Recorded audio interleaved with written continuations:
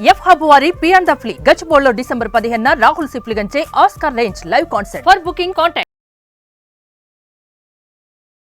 నమస్కారం అనిల్ సింగ్ గారు. నమస్తే శిరీష. సో 2025 కి చాలా మంది కొన్ని రెజల్యూషన్స్ పెట్టుకుంటూ ఉంటారు. అందులో ఎక్కువగా ఫైనాన్షియల్ గా ఈసారన్నా నేను పొదుపు చేసి ఒక మంచి హై రిటర్న్స్ వచ్చేలాగా ప్లాన్ చేసుకోవాలి, ఇన్ని రోజులు అయిపోయాయి, బట్ ఇప్పుడు వచ్చేదన్నా నేను ప్లాన్ చేసుకోవాలి అనుకునే వాళ్ళు చాలా మంది ఉన్నారు. వాళ్ళు ఇనిషియల్ బిగినర్సే కావచ్చు, లేదు ఆల్రెడీ ఇంట్రెస్ట్ ఉండి ఎవరైతే మ్యూచువల్ ఫండ్స్ లో పెట్టి ఇంకా రిటర్న్స్ ఎక్స్పెక్ట్ చేసిన వాళ్ళే అయి ఉండొచ్చు. వాళ్ళందరినీ ఉద్దేశించి హై రిటర్న్స్ వచ్చేలాగా అంటే ఎలా చూస్ చేసుకోవాలి అంటారు సార్? చాలా మంచి ప్రశ్న. ఇది అందరి మైండ్లో, వాళ్ళ మనసుల్లో ఇది ఎప్పుడు కూడా వాళ్ళని వేధిస్తూ ఉంటుంది. ఎలా నేర్చుకుంటే మనము కోట్లాధికారి అవుతాము, నా జీవితాన్ని నేను ఎలా మార్చుకోగలను, ఒక సక్సెస్ఫుల్ లైఫ్ నేను లీడ్ చేయాలి అంటే నాకు అది నా అదృష్టంలో లేదా, ఇవన్నీ నెగిటివ్ థింకింగ్స్ థాట్స్ వస్తూ ఉంటాయి మైండ్లో. కానీ ఇప్పుడు కొత్త సంవత్సరం వస్తున్నప్పుడు అందరూ బాగా మోటివేట్ అయ్యేసేసి లిటరల్గా నేను ఇది చేయబోతున్నాను అని చెప్పి రెజల్యూషన్ తీసుకుంటారు, కంకణం కట్టుకుంటారు ఇలాగా. బట్ తర్వాత గాలంతా దిగిపోతుంది, ఎవ్రీబడి గోస్ టు నార్మల్. మన వల్ల కాదు, మనం ఏదో ఆలోచించాం కానీ అది ఇంపాసిబుల్ అంటారు.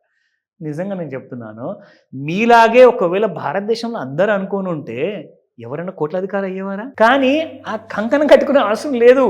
మీరు డైలీ పొద్దున్న లేచి దీన్ని ఇంప్లిమెంట్ చేస్తే చాలంట, ఇంకేది లేదు. అండ్ దట్టు ఒక టైమింగ్ అనేది పెట్టుకోండి. పొద్దున 5 గంటలకు లేచి 1 గంట కూర్చుంటాను, ప్రాక్టీస్ చేస్తాను, నేర్చుకుంటాను, నాలెడ్జ్ నాది పెంచుకుంటాను. నాలెడ్జ్ జస్ట్ పెంచుకుంటూ పోతే జరగదండి పని. రైట్ నాలెడ్జ్ పెంచుకుంటూ వెళ్తేనే మీరు కోట్లాధికారి అయ్యే గట్టిగా ఒక ఛాన్స్ అనేది మాత్రం ఉంది. దానికోసం ఎలా చేయాలి, ఏం చేయాలో చెప్తా.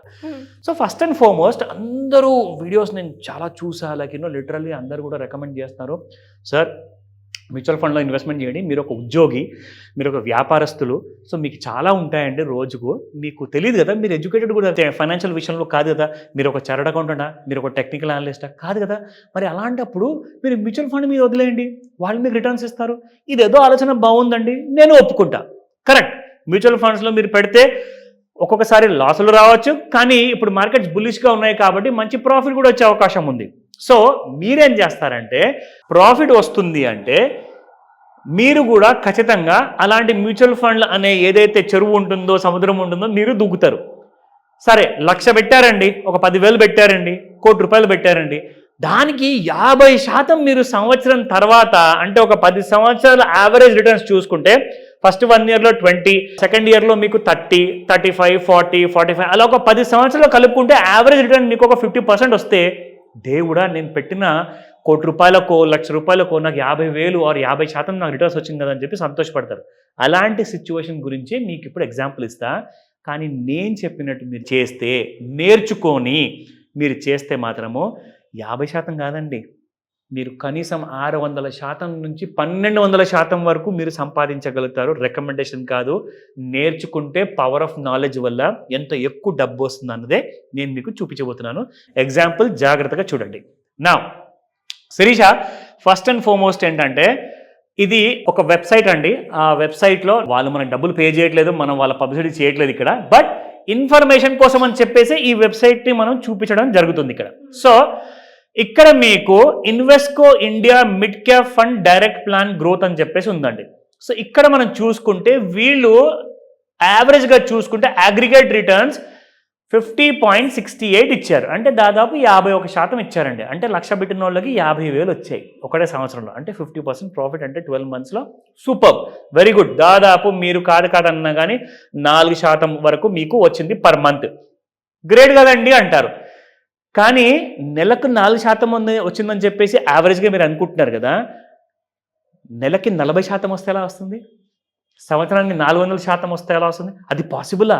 ఎస్, అది పాసిబుల్. ఎగ్జాంపుల్ చూపిస్తా. నేర్చుకుంటేనే వస్తుందండి, నేనేం రికమెండేషన్ ఇవ్వట్లేదు ఇక్కడ. I'm only trying to give information who can get interest to learn. నేర్చుకుంటారని చెప్పే ఉద్దేశంతో, ఓకేనా? So Invesco India mid cap fund direct plan growth, ఇందాక మీకు అక్కడ పేరు చూపించాను. వాళ్ళ హోల్డింగ్స్ ఏమున్నాయి, వాళ్ళ పోర్ట్ఫోలియోలో ఏ కంపెనీస్ ఉంటే ఇంతగానం రిటర్న్స్ ఇచ్చారు 50% అనేది ఇక్కడ మీకు చూపిస్తున్నాను. సో ఇక్కడ మీరు చూసుకుంటే ఫెడరల్ బ్యాంక్లో దాదాపు 4.5% హోల్డింగ్స్ ఉందండి. అంటే ఫర్ ఎగ్జాంపుల్ ఇప్పుడు వీళ్ళ దగ్గర ఒక 10,000 కోట్ల రూపాయలు ఈ ఫండ్లో ఉందనుకుందాం ఎగ్జాంపుల్. అందులో నుంచి 4,500 కోట్ల రూపాయలు ఫెడరల్ బ్యాంక్లో వాళ్ళు ఇన్వెస్ట్మెంట్ చేశారు. అంటే దాదాపు 10,000 కోట్ల నుంచి 4,500 కోట్లు అక్కడికి వెళ్ళిపోతే ఇంకొక 6,500 కోట్లు ఉంది కదండి, అది మిగతా కంపెనీస్లో ఇన్వెస్ట్మెంట్ చేసినట్టు ఎగ్జాంపుల్గా చెప్తున్నా. అయితే సో ఫెడరల్ బ్యాంక్ని వాళ్ళు పెట్టుబడిగా పెట్టారు కదా, ఏం ఆలోచించి పెట్టారండి, ఏం చూసి పెట్టారండి, ఏం నేర్చుకొని పెట్టుంటారు, అది మీకు ఇప్పుడు చెప్తా. That is a secret you are going to learn. ఇప్పుడు ఇక్కడ నేర్చుకోవడానికి ఇలాంటి చార్ట్స్ సాఫ్ట్వేర్స్ మనకు ఆన్లైన్లో చాలా దొరుకుతాయండి. అయితే నేనేం చేశానంటే ఒక సాఫ్ట్వేర్ని నేను డౌన్లోడ్ చేసుకుని నేను వాడి నేను చూపించాను. ఇప్పుడు ఇక్కడ మనం చూసుకుంటే ఇది ఇయర్లీ చార్ట్ శిరీష, ఇయర్లీలో నేను టిక్ చేశానండి. సో ఇయర్లీకి అంటే ఒక్కొక్క సంవత్సరానికి ఒక్కొక్క బార్ అనమాట. సో ఇది వచ్చేసేసి కరెక్ట్గా మీరు చూసుకుంటే this is a 1 year bar of 2024. ఇప్పుడు ఇందులో నేను ఒక నేర్చుకున్న తర్వాత ఒక ఫార్ములా అనేది క్రియేట్ చేశాను. ఆ ఫార్ములా క్రియేట్ చేసిన తర్వాత నాకు ఇక్కడ ఇందాక ప్లెయిన్ కలర్లో ఉన్న చార్ట్ కాస్త 10 years బ్యాక్ అంటే 2014 బార్ ఇదండి. అంటే 2014 నుంచి ఇన్వెస్ట్కో వాళ్ళ మ్యూచువల్ ఫండ్లో స్టార్ట్ చేస్తున్నారు ఫెడరల్ బ్యాంక్లో ఇన్వెస్ట్మెంట్. వాళ్ళు 10 సంవత్సరాల ముందు పెట్టుబడి పెడితే నాకు మాత్రం ఎగ్జాక్ట్లీ 8 సంవత్సరాల ముందు, దట్ వాజ్ ఇన్ 2016. అప్పటికి రేట్ ఎంత ఉందంటే లోలో మీరు చూసి చెప్తారా, 41 రూపీస్ ఉండింది శిరీష. సో 41 రూపీస్ ఉన్న ప్రైస్ కాస్త ఇప్పుడది 2024లో 8-9 yearsలో 214 వరకు వెళ్ళింది శిరీష. అంటే ఎంతవరకు పెరిగింది తెలుసా మీకు? 500% పెరిగింది. మీరు లెక్కేసుకోండి, 214 డివైడెడ్ బై 41 చేస్తే మీకు 5.41 అని చెప్పి ఆన్సర్ వస్తుంది. అంటే 500%, 540% వరకు మీకు వచ్చింది. ఇది ఓన్లీ ఫెడరల్ బ్యాంక్ ఎగ్జాంపుల్. ఇప్పుడు డిక్సన్ టెక్నాలజీ నెక్స్ట్ కంపెనీ ఉంది వాళ్ళ పోర్ట్ఫోలియోలో, మీకు ఎగ్జాంపుల్ చూపిస్తా. సో ఇది సెకండ్ కంపెనీ డిక్సన్. ఇక్కడ మీరు చూసుకుంటే శిరీష, డిక్సన్లో వీరు పెట్టారు దాదాపు 4.19%. ఇందులో మీకు చూపిస్తాను. డిక్సన్ మనకి లాస్ట్ ఇయర్లోనే ఇండికేషన్ ఇచ్చింది Sirisha. What was the price? 2,553లో మనకు బై ఎంట్రీ ఇండికేషన్ ఇచ్చింది. అక్కడ నుంచి మనం 2024లో మీరు చూసుకుంటే మీకు ఎంతవరకు పెరిగింది తెలుసా? ఈ స్టాక్ హై ఎంత వచ్చింది శిరీష? 17,000. 2053లో మీకు బై ఇండికేషన్ ఇస్తే 17,000 రూపాయల వరకు అది పెరిగింది. 17,000 డివైడెడ్ బై 2,553 చేస్తే మీకు ఎంత శాతం పెరిగింది తెలుసా? 1,200% పెరిగింది. 1,200% అంటే 1,200%.